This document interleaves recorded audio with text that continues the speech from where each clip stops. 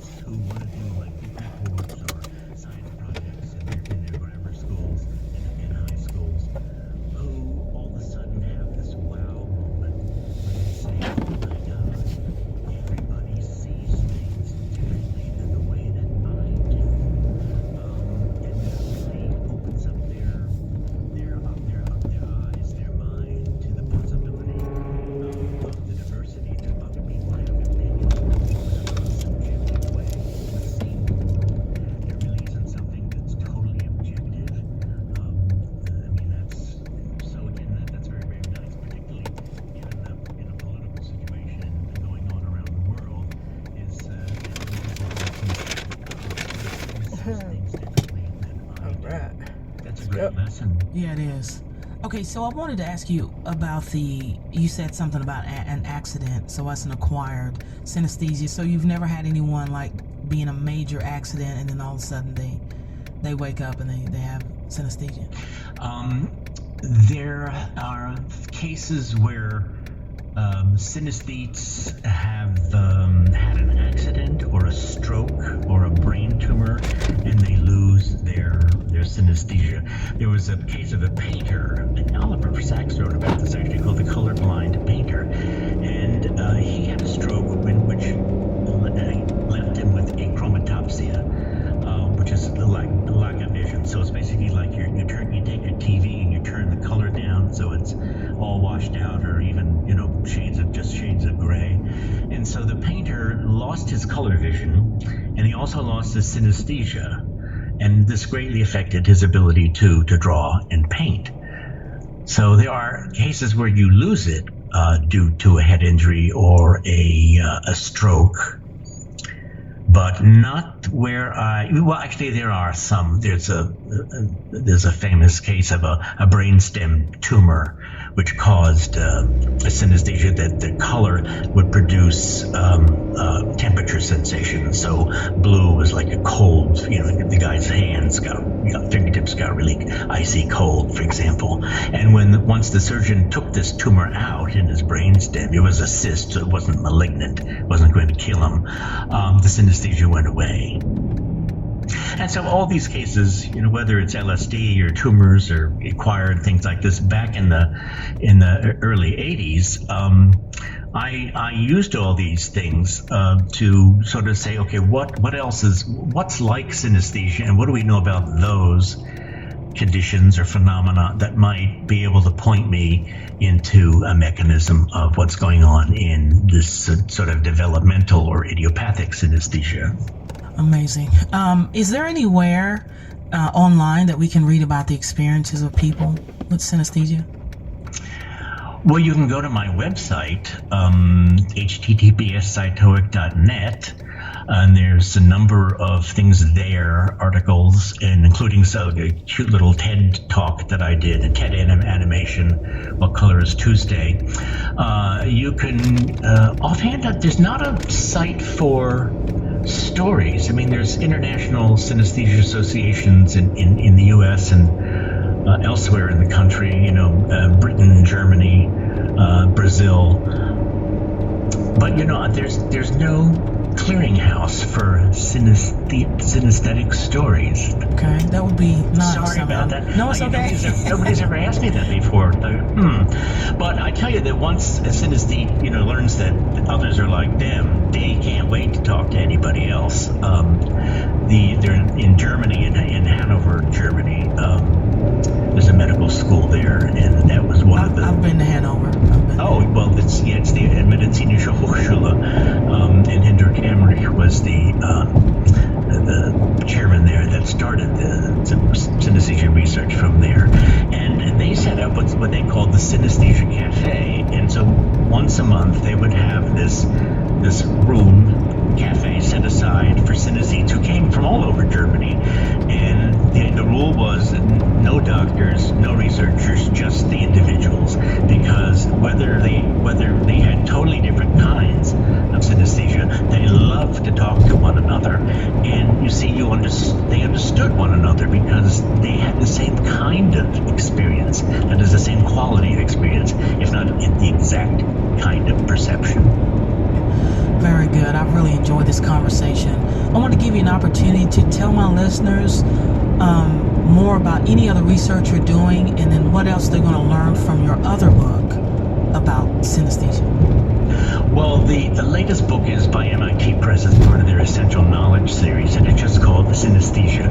It's a short compendium, fits in your pocket, and that's the place I point people who want to know, quote, more information. Everybody always wants more information. So I wrote that book basically to give you a synopsis of all kinds of synesthesia, the latest research, etc., and it'll point you to directions.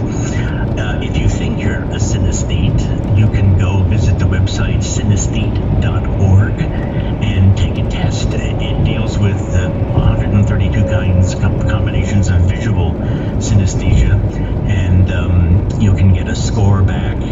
If you wish, you can join research and have your answers submitted.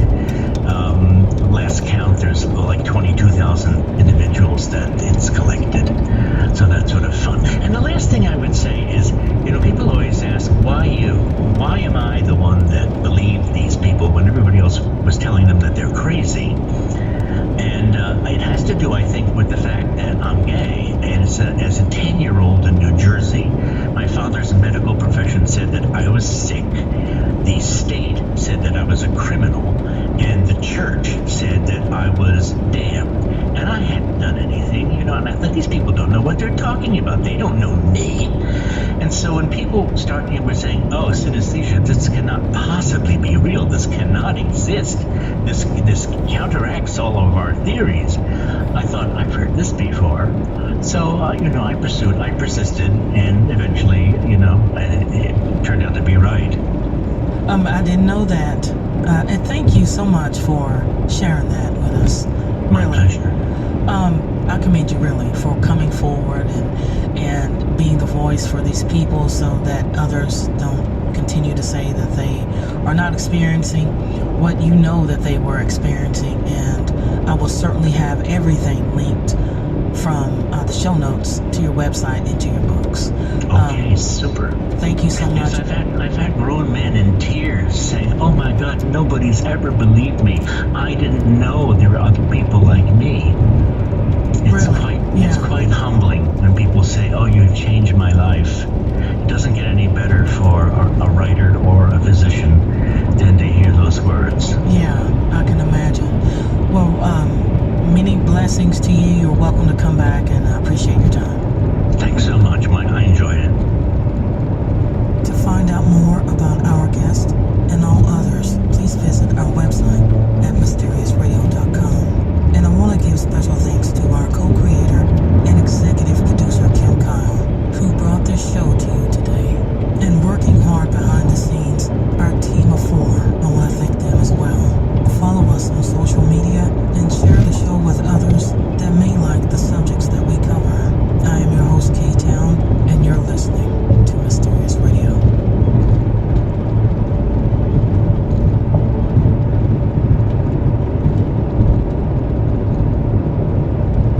Got work experience? At UVU, it's more than baggage. It's the key to fast-tracking your degree. With credit for prior learning, your work experience in fields like digital media, emergency services, or technology management can count toward your degree. Why wait when you can start halfway there? Pack your work experience, hop on board, and get to where you're going faster. UVU, your next stop to success. Visit uvu.edu/CPL and start your journey today. Ready to hit the road to success? With UVU's credit for prior learning, your work experience helps you navigate faster to your degree. Whether it's strategic management, information systems, or emergency services, your experience is your roadmap. Why take the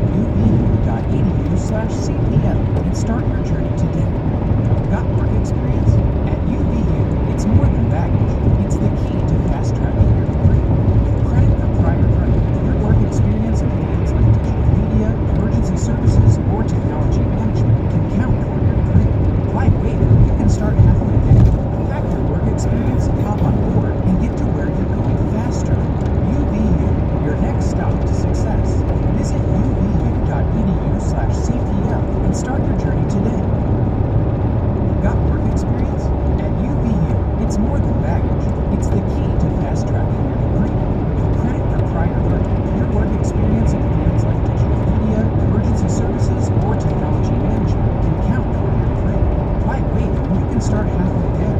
Pack your work experience, hop on board, and get to where you're going faster. UVU, your next stop to success. Visit uvu.edu/CPL and start your journey today. Ready to hit the road to success? With UVU's credit for prior learning, your work experience helps you navigate faster to your degree. Whether in strategic management, information systems, or emergency services, your experience is your roadmap. Why take the long way when you can get credit for the miles you've already traveled? Fuel your future and get credit for what you already know. UVU, where your work experience takes you further. Visit uvu.edu/CPL and start your journey today.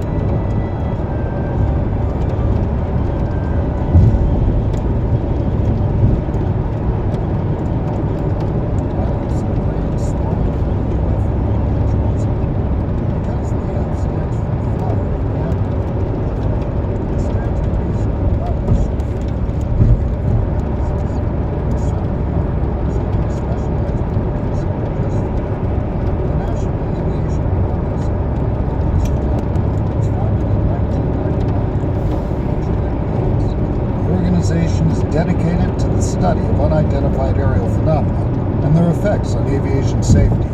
By the way, Dr. Haynes finds the UFO designation for the phenomena so distasteful, he refuses to appear on Podcast UFO. Most pilots prefer to remain anonymous, as publicly admitting to seeing a flying saucer is not usually an enhancement to their careers. There are, however, sightings that have made national and international news, with the pilot's name included. These go as far back as 1947, with the sighting by Kenneth Arnold, and another that same year by his soon-to-be friend E.J. Smith along with his crew. But sometimes, there are encounters where planes disappear from radar, and pilot witnesses are not left behind to tell their tales.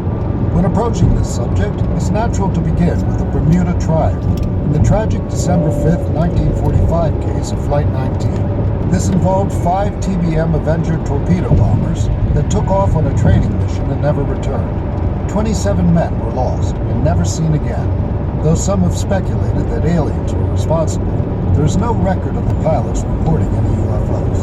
A more plausible explanation is that the leader became confused, lost trust in his compass, and led his squadron far into the Atlantic, where they ran out of fuel. There's another triangle known as the Great Lakes Triangle that has claimed its share of ignorance. This was the area of a truly mysterious case involving a vanishing plane and a UFO seen on radar. Known as the Kinross Incident, this event occurred over Lake Superior on November 23, 1953. An unknown aircraft traveling at 500 miles per hour, approximately 160 miles to the northwest, was spotted on radar at Kinross Air Force Base. At 23:22 hours, 11:22 p.m., an F-89C all-weather jet interceptor was scrambled to intercept. There were 2 men on board, the pilot, Lieutenant Felix Monclaw Jr., and the radar observer, Lieutenant Robert Wilson. The last radio contact was made at approximately 23:52 by the radar station at Kinross. At 23:55, the blips of the F-89C and the unknown merged and then faded from the screen. There was no further contact with the F-89C. An extensive search was made and no trace of the aircraft or its crew was found. 5 years prior to this, there was the Mantell incident, which involved Kentucky Air National Guard pilot Thomas Mantell. Mantell was chasing a UFO and pursued it beyond an altitude of 25,000 feet, where, according to the Air Force report, he likely succumbed to hypoxia, lack of oxygen, and lost consciousness. A witness reported seeing his plane fall to the earth in a spiral descent. The case received national press coverage, and the Air Force explanation, offered by J. Allen Hynek, a scientific consultant for Project Sign, was that Mantell had chased the planet Venus.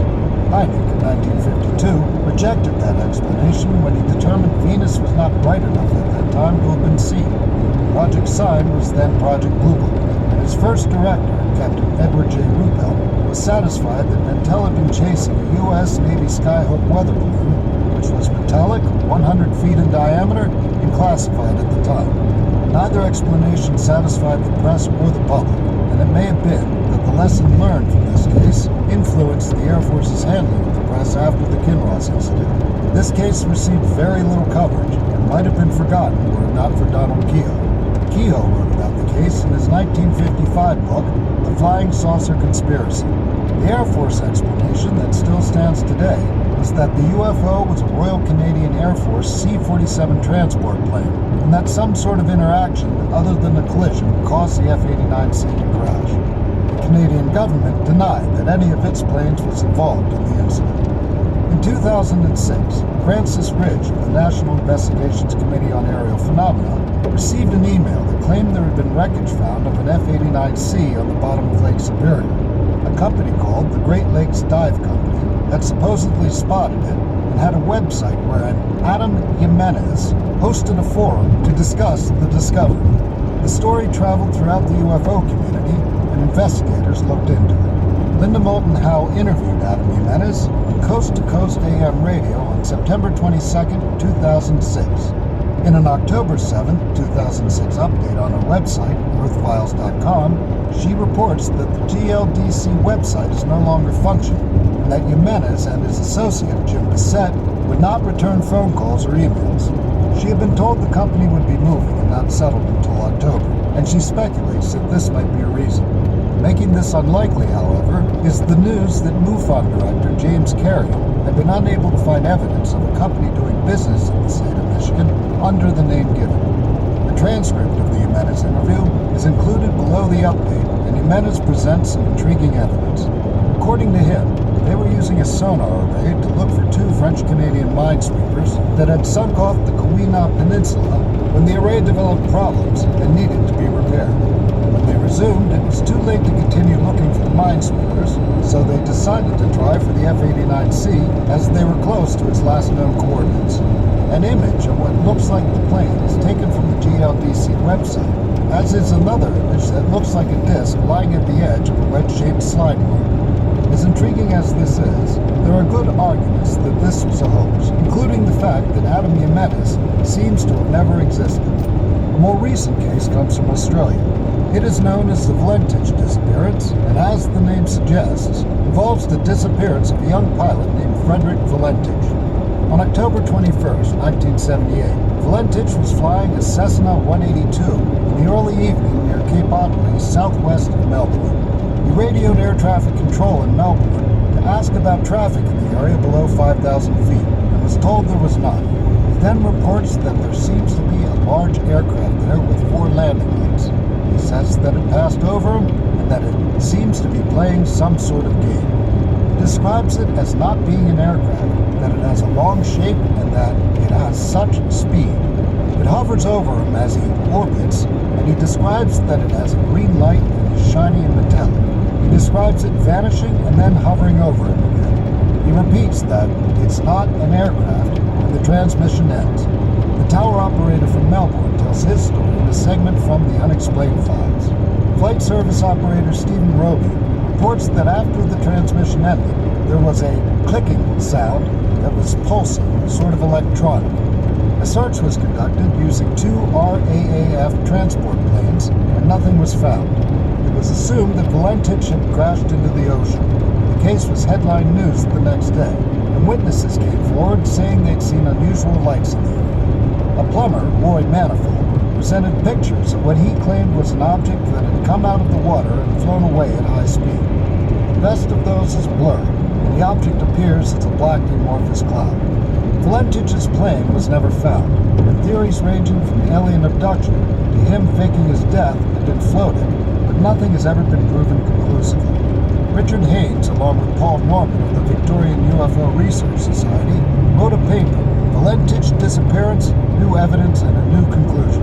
It was published in the Journal of Scientific Exploration, Volume 14, Number 1, pages 19 to 33, 2000. It includes testimony from 3 witnesses who claim they saw an airplane in the area at the the time of Lentich's last transmission. They said that it descended at a steep angle with a much larger object with green lights flying just above it. The abstract concludes that the plane probably crashed southeast of Cape Marengo, 3 to 12 miles from shore, and that the reported object remains to be identified. Pilots and planes disappearing have fascinated the public since the disappearance of Amelia Earhart. Planes are quite small when compared to the vastness of Lake Superior or the ocean, and could easily evade discovery for years or even forever. However, until they are discovered, a mystery is a mystery. Certain cases will continue to generate theories and speculations, and aliens often get the blame. To find out more about our guest and all